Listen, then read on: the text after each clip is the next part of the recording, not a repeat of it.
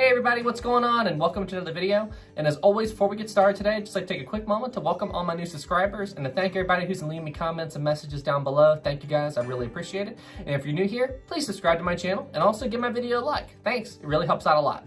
And now before we jump into the topic, I also just want to say thanks to everybody for being so patient and understanding while I've been dealing with this whole re-upload and copyright issue going on. It's still not resolved yet. I'm still having some problems, so there may still be another series of re-uploads coming soon, but hopefully I'm trying to have all that resolved by the end of next week. That's my goal, but yeah. Stay tuned for that, and I promise this channel will get back to normal very soon, and thank you everybody for your patience. All right, let's get into today's topic. In today's video, we're going to be talking about the HMHS BRITANNIC. She was the third and final ship of the Olympic class of ocean liners and the sister ship to the ill-fated RMS Titanic.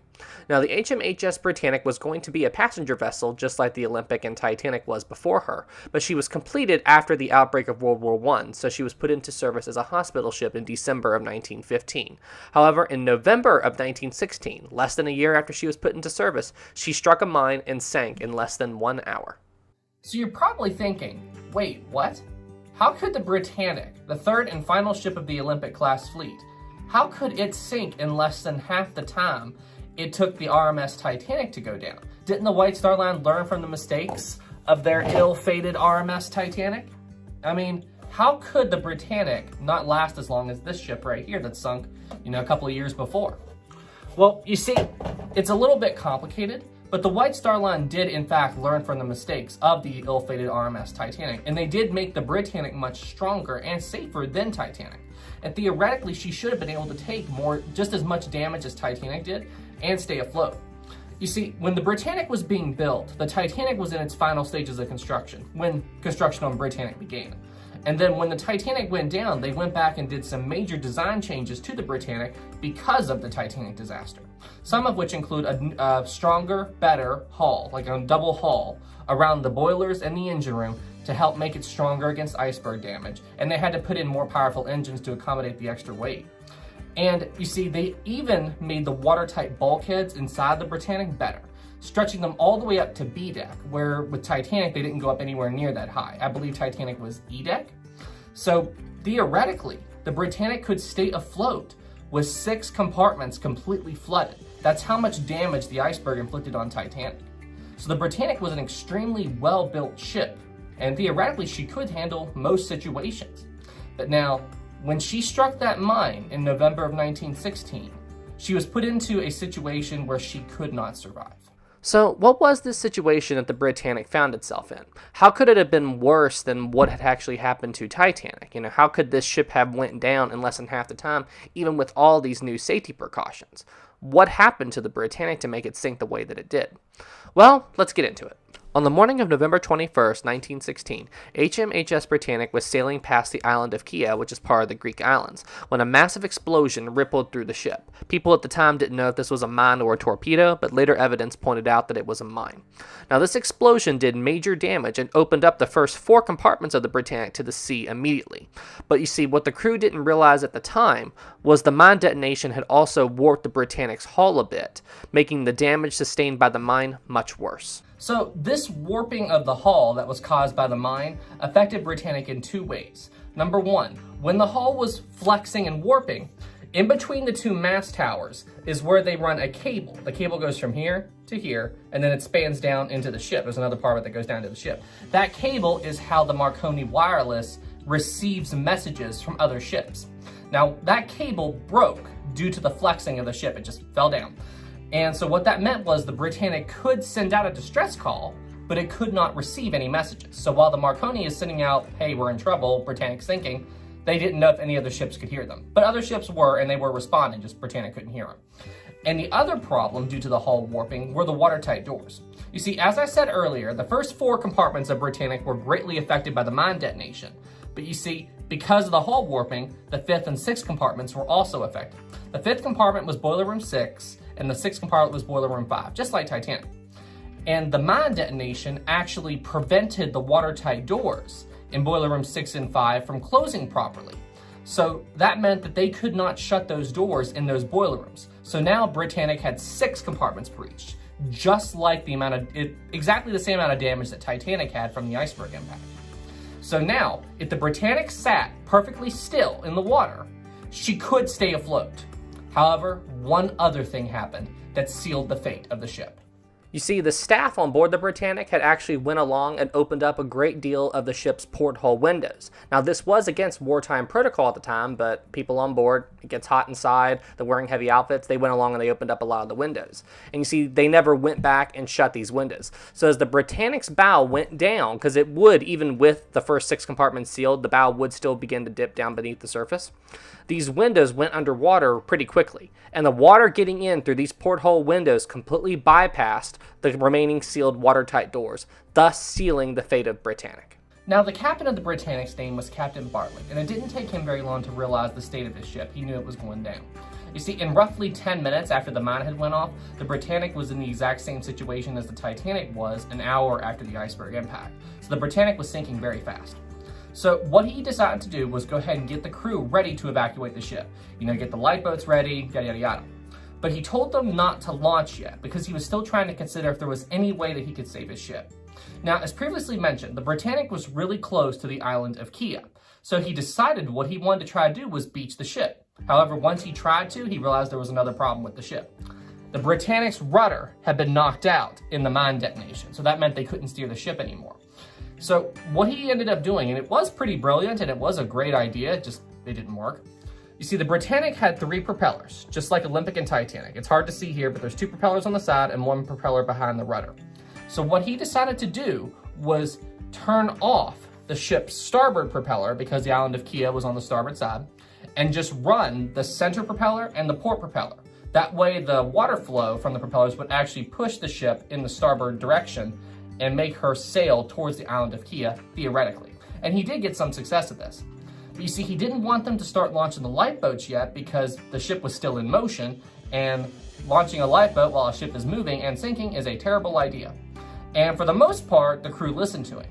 However, there were a couple of crew members, due to the list and the sinking of the ship, they let their fear take over, and it led them to defying the captain's orders, and they began to launch lifeboats early without his permission while the Britannic was still moving.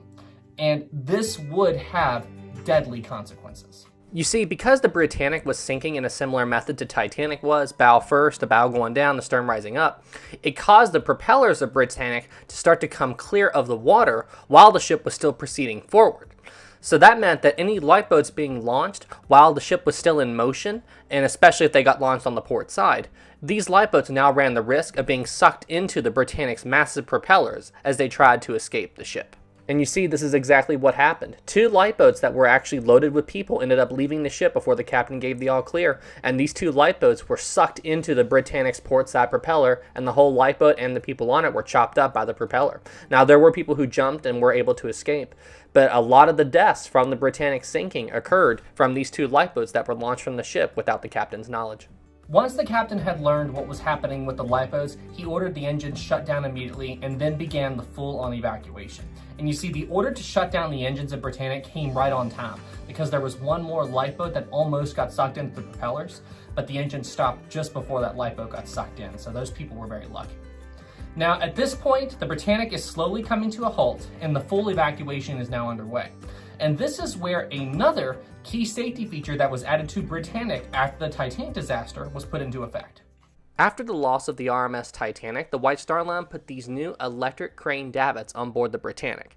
And these electric crane davits were invaluable in getting all these lifeboats launched. These cranes could now hoist lifeboats way over the side of the ship, so even if the Britannic was listing like it was, they didn't have any trouble launching the boats. And not only that, as you can see in this picture, they could now stack more lifeboats on top of each other, and these cranes could just pick them up and hoist them over the side without that much trouble for the Britannic's crew.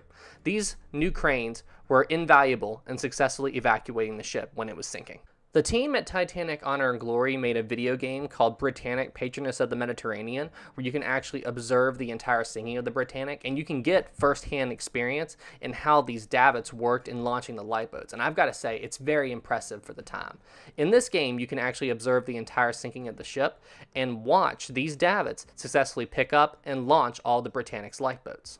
Now, the Britannic's crew successfully launched a good number of the lifeboats, and then the captain thought that he saw that the Britannic's rate of sinking had slowed down during the evacuation, so he decided to order the crew to stop launching the lifeboats for a bit in an attempt to try to beach the ship once more. Now, what I think he actually did observe the rate of Britannic's sinking decrease over time, but I have a theory as to why. You see, for a good chunk of the beginning of the sinking, the captain had the Britannic in motion. So that's why the ship was sinking so much quicker, was because a moving ship, you've got a hole underwater, the increase in water pressure from the momentum of the ship would make it sink quicker. And then when he stopped the ship, the water pressure decreased, so the sinking rate slowed. But then when he turned the engines back on and had the ship try to go for the island again, he only accelerated the rate of sinking once more. So the ship began to rapidly sink at this point. So this continued on for a little while longer, but then the captain realized that the fate of the Britannic was sealed. So at this point, he ordered the engines stopped for one last time as the Britannic's final plunge began. The last orders that Captain Bartlett made on board the Britannic before abandoning ship was to signal word to the engine room that it was time to abandon the ship. And the way he did this was by sounding the Britannic's whistles 2 times. 2 long blasts of the ship's whistles was the code that it was time to abandon ship. At this point, he just stood on the bridge and waited until the bridge wing began to go underwater and then the captain leapt into the sea and swam away from the rapidly sinking liner. You see, the engineering crew were able to successfully evacuate the ship before she went down, but by the time they reached the boat deck, the first of the 4 funnels was already touching the water, so they barely made it out on time. Now, once they succeeded in evacuating the ship, the Britannic there was nobody left on board the ship. You see, the Britannic had set sail with 1,066 people on board, and only 30 people were lost in the sinking, and most of them were either killed by the ship's propellers or killed by the mine detonation. So it's no good that anybody died in any kind of sinking, but when you compare the sinking of the Britannic to the sinking of the Titanic, successfully getting over 1,000 people off the ship and only losing 30 people is pretty good in the grand scheme of things. Now, just before the Britannic's final plunge, she had rolled completely onto her side as she was slowly now dipping beneath the surface. However, the Britannic sunk in only 400 feet of water, and where she was over 800 feet long, the bow of the ship slammed into the ocean floor before the stern section completely submerged. You see, what ended up happening, due to the strength at which Britannic hit the seafloor, it dug the bow pretty deep into the seafloor. So as the stern section, which is still above the water, began to flood and started to settle, it actually caused the hull of the ship, located right around here, to warp and flex and break as the ship settled to the bottom. So when you go to the Britannic wreck today, you'll notice a big gaping hole right here in the side of the ship that formed from the metal stretching and breaking apart as the ship settled after her final plunge. This is the wreck of Britannic as it exists today on the seafloor, and you can clearly see the giant tear in the ship's side that was formed as the bow slammed into the bottom of the ocean and then the stern section began to settle back. It's unbelievable to me the extent of the damage that was caused just from the ship hitting the bottom of the ocean like it did. Anyway, guys, that's it for this video. Thank you all so much for watching. I hope you enjoyed it and found it interesting. And now you all have learned the story of Titanic's ill-fated sister ship, the HMHS BRITANNIC. Not that many people even today know about the Britannic. Everybody knows what the Titanic is, but Britannic is just this other thing in history that people don't seem to know about unless you're into ocean liners. So if you've never heard of it before, I'm glad I was able to teach it to you. All right, guys. Well, hey, listen, y'all stay safe out there and y'all keep doing well and keep doing what you're doing. Any suggestions for videos down below, just put them in the comment section. I try to read as many comments as I can, even if I don't respond. I try to be very active with reading them. So guys, keep doing what you're doing. You guys are amazing. Your support's been amazing. And just bear with me a little bit longer while I still get all this re-uploading dealt with. It should be done very soon. All right, everybody, stay safe out there. I'll see you in the next one. Have a good night, everybody.